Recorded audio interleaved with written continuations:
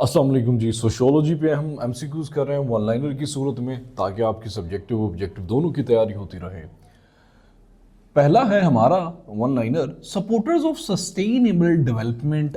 जो sustainable development हमने set किए हुए हैं, उनके सपोर्टर्स किस चीज़ का आर्ग्यू करते हैं?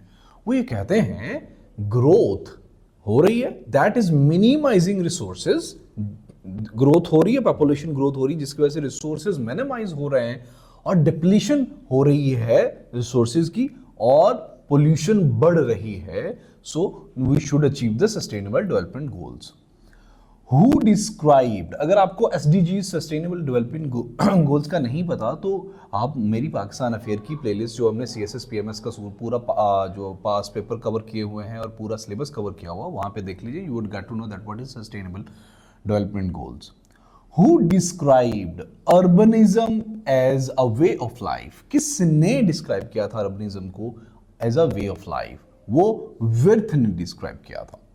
The current level of urbanization is 32% in Pakistan and it is highest among the SAARC countries. अगर आप SAARC के बारे में भी नहीं जानते, South Asian association for regional cooperation, I think इसका यही बनता है, ये वाला है I think.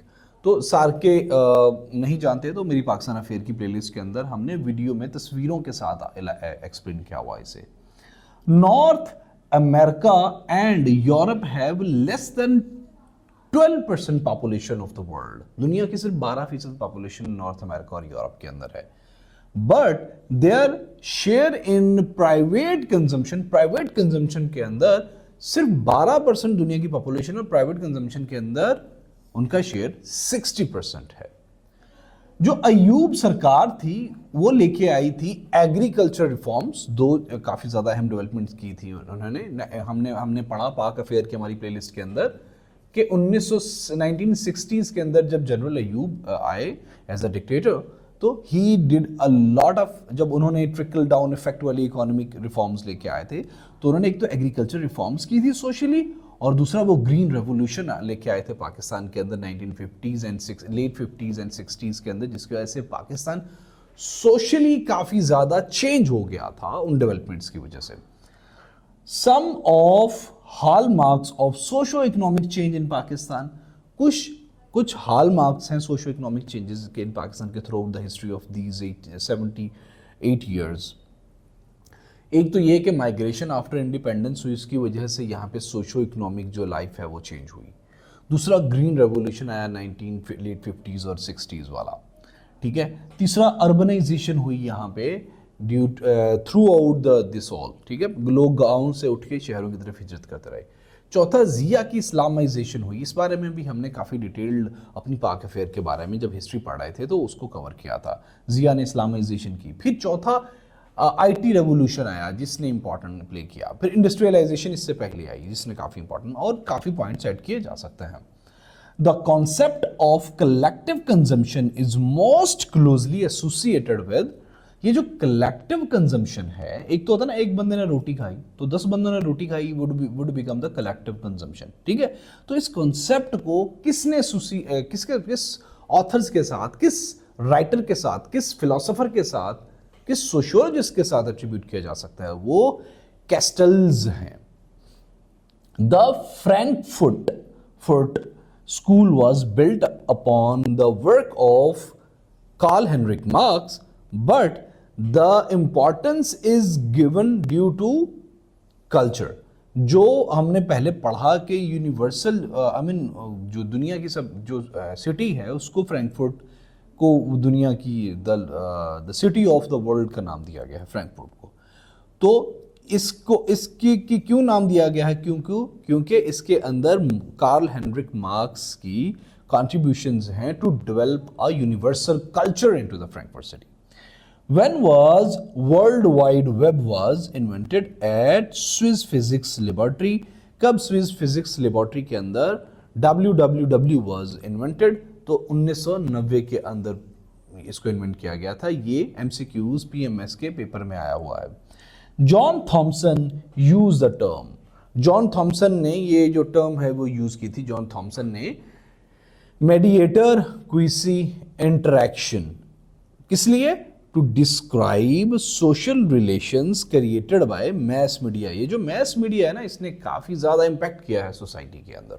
Along with occupational groups, infant mortality rate is lowest. जो भी ऑक्यूपेशनल ग्रुप्स होते हैं उनके अंदर सबसे कम मोर्टेलिटी रेट किसके अंदर होता है? क्या वो स्किल्ड मैनुअल लेबर के अंदर होता है, या टेक्निकल जो लेबर होती है उनके अंदर होता है लोवेस्ट मोर्टेलिटी रेट, या फिर मैनेजेरियल जो लोग होते हैं उनके अंदर लोवेस्ट मोर्टेलिटी रेट होता है, या फिर प्रोफेशनल्स के अंदर? तो right answer is professionals have lowest mortality rate, और ये एक लॉजिक भी बनती है। A highly conformist culture is less prone to change. जो कल्चर है ही कन्फर्मिस्ट, जो पक चुका है, वो क्या होगा? उसके अंदर लेस टेंडेंसी होगी चेंज होने की। ये भी एमसीक्यूज पूछा जा चुका है। The green revolution of 1970s resulted in the establishment of, जो ग्रीन रेवोल्यूशन हुआ था 1970 का, वो उसने रिजल्ट किया था कि किस चीज के एस्टेब्लिशमेंट का? लाइट इंजीनियरिंग इंडस्ट्री की एस्टेब्लिशमेंट को कॉन्सिक्वेंटली उसने जन्म दिया था। With the existence of Hindus and Sikhs in Pakistan, तो पाकिस्तानी कल्चर कौन सा कल्चर बन गया? यूनी रिलीजियस स्टेट बन गया Pakistani culture, uni religious culture बन गया। आर्नट जो थे ना, इन्होंने प्रपोज किया था एन इंटरेस्टिंग डिस्टिंक्शन, फर्क, एक बहुत इंटरेस्टिंग फर्क जो है ना वो प्रपोज किया था ऑफ टाइप्स ऑफ सोशलाइजेशंस। वो कौन कौन सा था? Broad and narrow. उन्होंने इसको सेग्रीगेट करके ब्रॉड को और नैरो कल्चर को, सोशलाइजेशन को सेग्रीगेट करके इनका इम्तियाज वाजे किया था। Socialization is a life process gradually divided into two parts. कौन कौन से दो पार्ट्स में सोशलाइजेशन डिवाइडेड होती है? प्राइमरी, एक सेकेंडरी। प्राइमरी बचपन का, सेकेंडरी उसके बाद का। Learning behaviour in a social institution और developing social skills is called development socialisation.